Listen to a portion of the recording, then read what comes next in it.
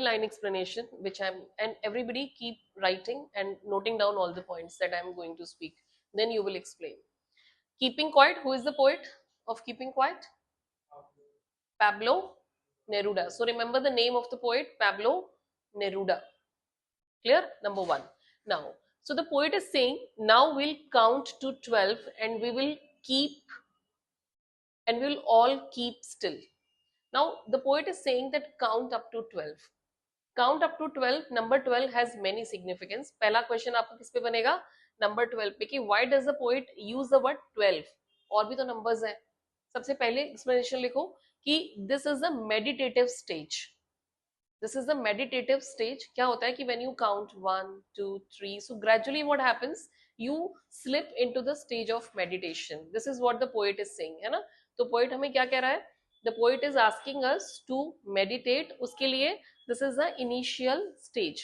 Similarly, number 12 symbolizes the whole year. We have 12 months in a year.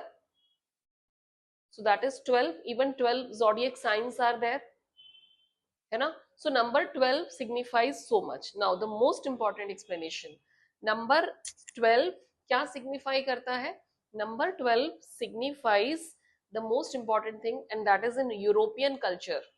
European culture में number 12 जो है वो सबसे ऑस्पिशियस माना जाता है, because this particular number shows solidarity. क्या शो करता है?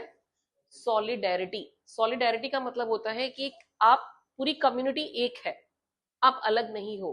और इसीलिए जो यूरोपियन यूनियन है ना, ईयू, पता है आपको, यूरोप के जो 26 कंट्रीज है वो एक साथ है अब, है ना? जैसे France and Germany, Spain, Portugal, ये जो कंट्रीज है नाउ दे आर टुगेदर. तो उस टुगेदरनेस में भी उन्होंने इस 12 को ही अपना एक नंबर को सिग्निफिकेंस बनाया है. तो try to understand it from different points of view. समझ आ रहा है? तो नंबर 12 ज़ोडिएक साइंस होते हैं. इवन जो क्लॉक है उसमें भी कितने नंबर्स हैं? There are 12 numbers. Year has 12 months, and similarly 12 also signifies the meditative initiation. आप जब मेडिटेशन की शुरुआत करते हो तो you have to start with numbers only, and then you slip into the meditative state, है ना? Gradually you get into it. So remember that. और नंबर 12 क्या सिंबलाइज करता है यूरोपियन कल्चर में? Solidarity, unity. आपको मिलजुल के रहना है, और यही हमारी पोम का थीम भी है. तो पैब्लो नरूडा में क्या कह रहा है कि मिलजुल के रहो, है ना? लड़ाई मत करो. You have to create that brotherhood, you have to create that oneness. That is important. ठीक है? And we will all keep still. मैं आपको ऑलरेडी बता चुकी हूँ, keeping still, keeping quiet. Meditation करना है, एनालाइज करना है अपने actions, and then will go ahead. For once on the face of the earth, let's not speak in any language. Now just write down on the face of the earth. Face of the earth का मतलब क्या है? What do you mean by face of the earth? जब आप map पे देखते हो तो फेस, है ना, क्या दिखता है अर्थ के फेस पे? कंट्रीज.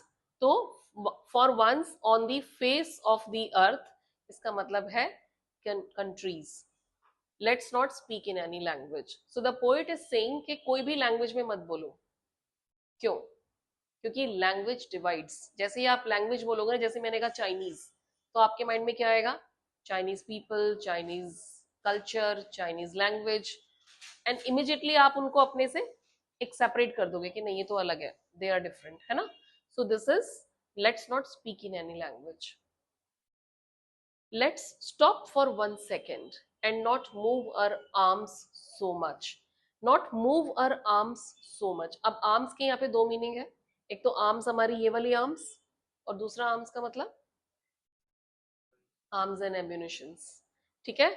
तो arms and ammunitions क्या शो करते हैं? So arms and ammunitions. So this is what we have. Her world में पीस लेके आनी है तो क्या करना पड़ेगा आपको? You have to stop using your arms and ammunitions. उन्हें यूज करना बंद कर दो. And it would be an exotic moment. Exotic का मतलब क्या होता है? Special, something that gives you a lot of pleasure. That is exotic. And exotic का मतलब होता है कि something you have not experienced earlier. जो आपने पहले कभी एक्सपीरियंस ही नहीं किया है, that is exotic. So it would be an exotic moment. आपके लिए एक एक्सोटिक मोमेंट होगी. एंड अगर ये कर लिया तो, क्योंकि ये मैंने भी पर्सनली फील किया है कि when you do meditation, it is really an exotic moment, without rush and without angels. Modern time में सबसे बड़ी प्रॉब्लम क्या है? What is the human predicament? अगर हम देखें तो आज के टाइम में, do we have any peace? Everybody is running, चाहे वो बच्चे हैं और the elders, everybody is running, सब रश कर रहे हैं, है ना? सो ये जो रश है, ये क्या शो करता है? ये मॉडर्न टाइम. मॉडर्न टाइम में we don't have any peace of mind. अब ये करना है, वो करना है, अब इधर जाना है, उधर जाना है. एंड इससे हम अपने आप को बहुत अच्छा कर रहे हैं, बहुत बढ़िया हो रही है हमारी लाइफ और हमारी हेल्थ. नो. एंजाइटी, डिप्रेशन, क्या क्या नहीं है आजकल के टाइम में problems. Even small children are suffering from obesity and what not, so many problems. तो विदाउट रश हमें क्या चाहिए? एक पीस चाहिए, पीस ऑफ माइंड चाहिए. और जब माइंड में पीस होती है ना, तो आप बेटर सोच सकते हो, आप एक क्लैरिटी आती है थॉट्स में. And this is what we want, and this is what the poet wants. Without engines. Engines क्या सिंबलाइज करते हैं? Engines symbolise this modernisation and industrialisation. तो इंजन क्या सिंबलाइज करते हैं? Modernisation and industrialisation. जो सबसे बड़ा एक आज के टाइम में हमारे लिए क्या बन गया है? एक नेगेटिव एस्पेक्ट है, क्योंकि industrialisation brings more problems and obstacles to our life, है ना? ज्यादा प्रॉब्लम्स किसकी वजह से आ रही है? इसी की वजह से, industrialisation. So it would all be, sorry, we would all be together in a sudden strangeness. तो मेडिटेटिव स्टेज पे अगर आप आ गए, आपने किसी भी लैंग्वेज को फॉलो नहीं किया, आप एक टुगेदरनेस फील करोगे.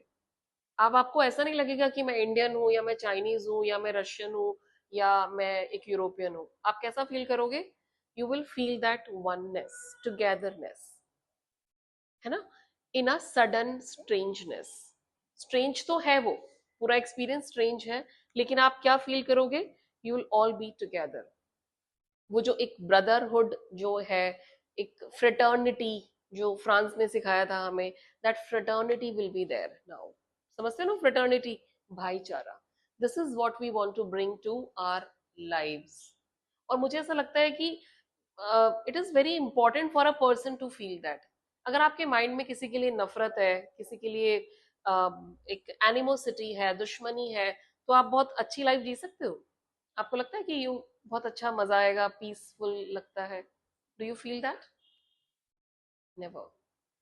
कभी भी ना मन की शांति नहीं मिलेगी किसी के लिए दुश्मनी या कुछ भी रखे. तो क्यों, why are we living with this kind of grudges, aggression for people?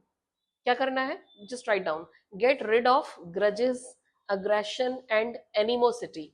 क्या करना है हमें? इन सारी चीजों को